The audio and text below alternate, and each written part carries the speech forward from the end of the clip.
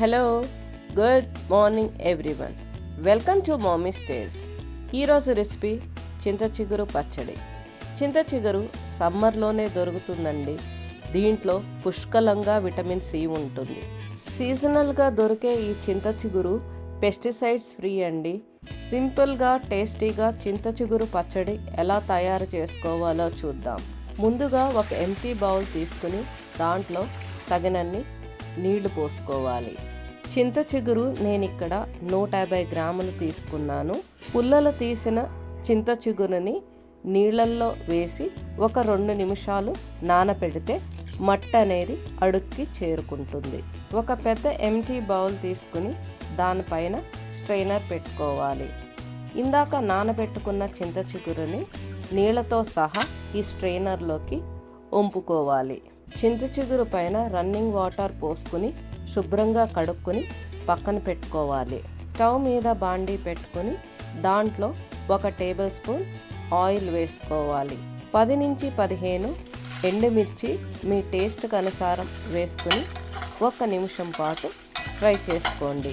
2 tea spoon ధనియాలు, 1 tea spoon జీలకర్ర, 1/2 tea spoon మెంతులు, 2 రెబ్బల కరివేపాకు వేసుకుని ఒక 2 నిమిషాల పాటు ఫ్రై చేసుకున్నాక మంచి అరోమా అనేది వస్తుంది.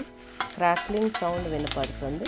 స్టవ్ ఆఫ్ చేసుకొని 2 టీ స్పూన్లు నువ్వులు కూడా వేసుకుని 1 నిమిషం పాటు మొత్తం అంతా మిక్స్ చేసుకున్నాక ఒక ఎంటీ బౌల్లోకి ట్రాన్స్ఫర్ చేసుకుని చల్లారనివ్వాలి. అదే ప్యాన్లో 1 టేబుల్ స్పూన్ ఆయిల్ వేసుకుని ఇందాక మనం చింత చిగురుని స్ట్రైనర్లో వడకట్టుకున్నాము. 150 గ్రాముల చింత చిగురుని ఈ ప్యాన్లో వేసుకుని 2 నిమిషాల పాటు ఫ్రై చేయాలి.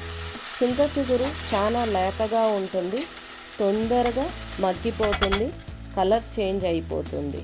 ఈ టైంలో 1 టీ స్పూన్ మెత్తనుప్పు లేదా కళ్ళుప్పు వేసుకుని మిక్స్ చేసుకోవాలి. ఉప్పు వేసిన తర్వాత నీరు అనేది ఆకుకూరలో నుంచి బయటకు వస్తుంది.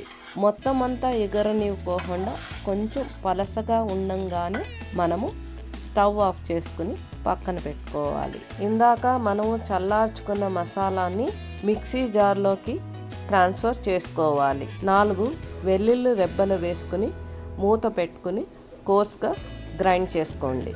గ్రైండ్ చేసుకున్న దాంట్లో నుంచి 2 స్పూన్ల వరకు ఒక ఎంటీ బౌల్లోకి తీసుకుని పక్కన పెట్టుకోండి.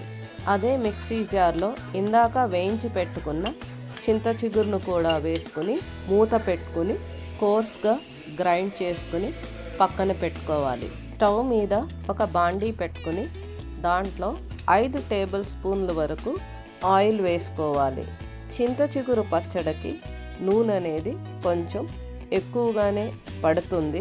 నూనె వేడెక్కినాక 1/2 టీ స్పూన్ ఆవాలు, 1/2 టీ స్పూన్ మినపప్పు, 1/2 టీ స్పూన్ శనగపప్పు, 1/2 టీ స్పూన్ జీలకర్ర, 1/2 టీ స్పూన్ మెంతులు, 2 ఎండుమిర్చీలు తుంచుకుని వేసుకోవాలి.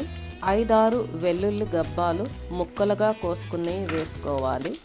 2 రెబ్బలు కరివేపాకు, 1/2 టీ స్పూన్ పసుపు, చిటికెడు ఇంగువ. స్టవ్ ఆఫ్ చేసుకుని పోపు అంతా ఒకసారి మిక్స్ చేసుకోవాలి. ఇందాక నూరు పెట్టుకున్న చింత చిగురు పచ్చడిని ఈ తిరగమాతలో వేసుకుని బాగా కలుపుకోవాలి. యమ్మీ అండ్ టేస్టీ చింత చిగురు పచ్చడి రెడీ అయిపోయిందండి. మీరు కూడా ఒకసారి ఇలా ట్రై చేసి చూడండి. I hope you like this video. Please like, share, subscribe the video. See you in the next video. Until then, bye bye.